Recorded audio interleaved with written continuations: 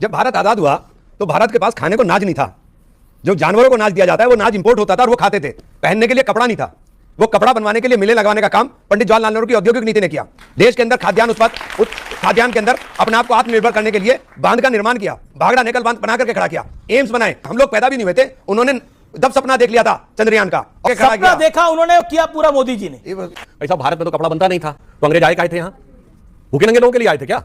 ढाका का मलमल, भारत का कपास, भारत के सूत के कपड़े, आप जाके पढ़िए। यूनान का सारा गोल्ड यहां आता था क्योंकि भारत से ही सारे कपड़े जाते थे। मगर सब कुछ जवाहरलाल नेहरू जी के आने के बाद हुआ। अब मैं बताना चाहता हूं, एक मिनट सर, भाखड़ा नंगल बांध भारत का पहला डैम जो बना है, कृष्ण सागर डैम, वो महाराजा मैसूर ने 1920 में बनवा दिया। तब तक जवाहरलाल नेहरू राजनीति में आकर स्थापित भी नहीं हुए थे।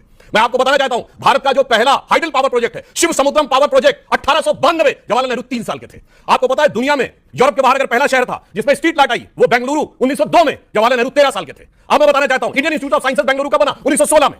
मिंटो आई हॉस्पिटल, दुनिया का पहला हॉस्पिटल, बेंगलुरु में 1913 में बना। अब अगर आपसे ये भी बताना चाहूं, भारत में सीवी रमन को नोबेल प्राइज मिल गया 1930 में, और सब कुछ करवाया सिखाया जवाहरलाल नेहरू ने 1947 के बाद।